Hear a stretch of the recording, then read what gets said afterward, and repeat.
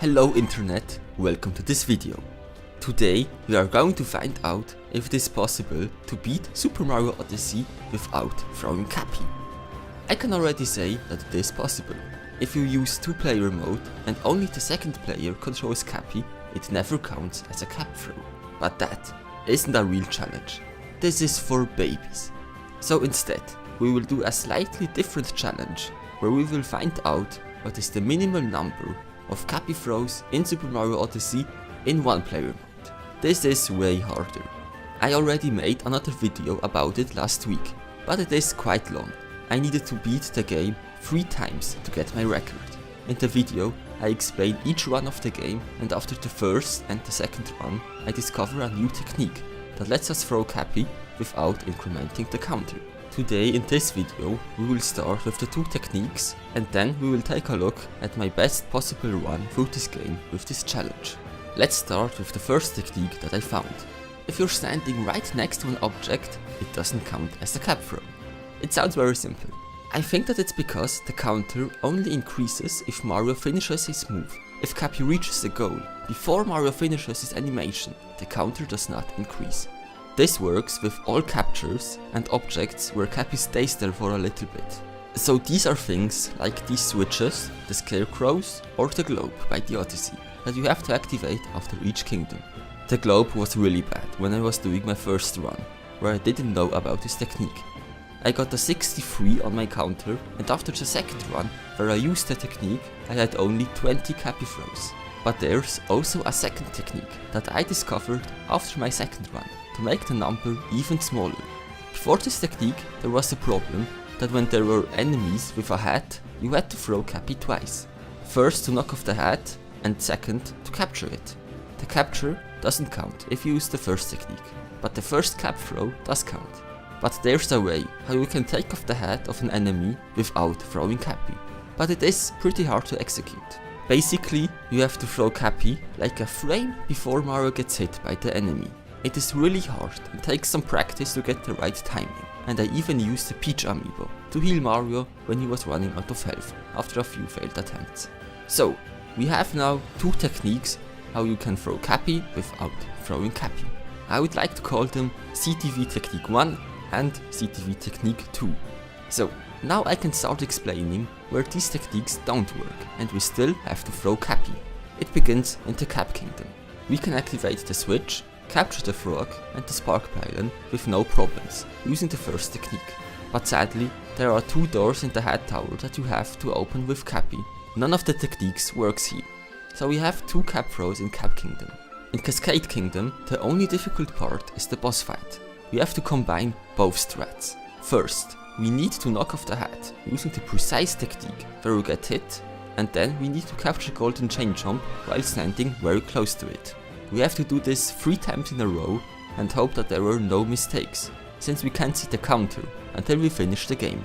In the next few kingdoms there aren't any bigger problems, except maybe Wooded Kingdom, where we have to use the second technique to capture the uproot, what can be quite difficult.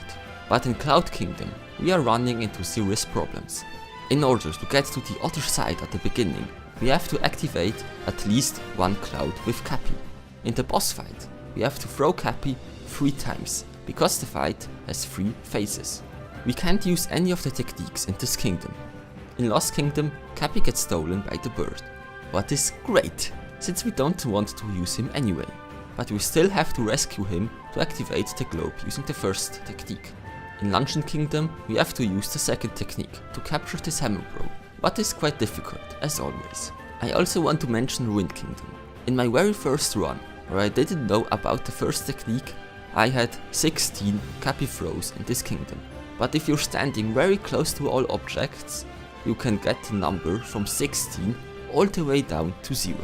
This is very easy if you know how to do it. But where it gets really difficult again is in Bowser's Kingdom. There is the fight against Harriet, and she is the only Brutal where Cappy is required during the fight.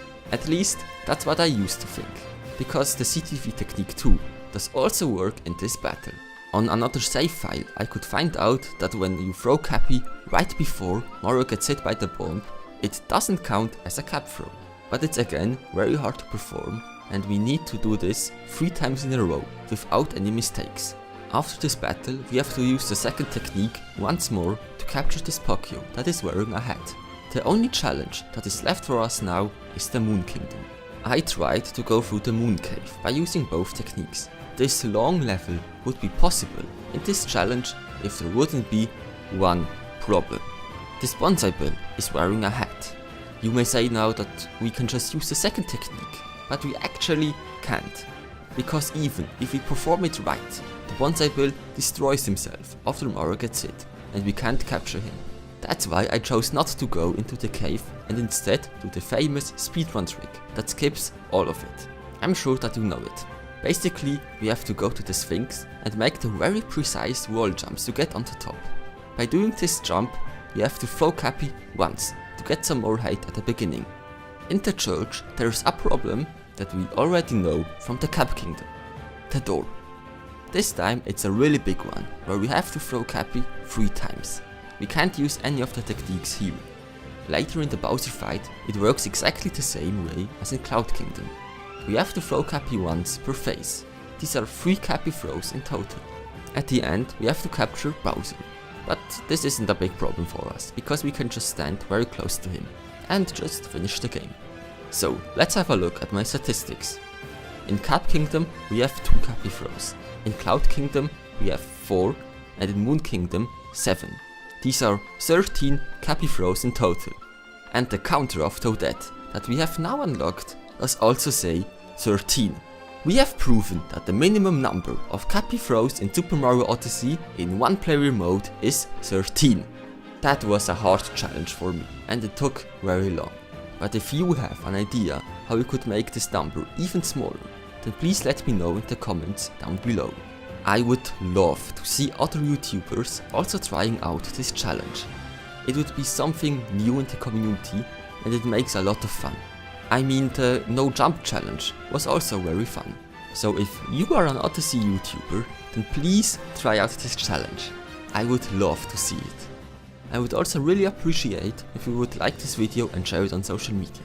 Thank you so much for watching this video. Have a great day, bye.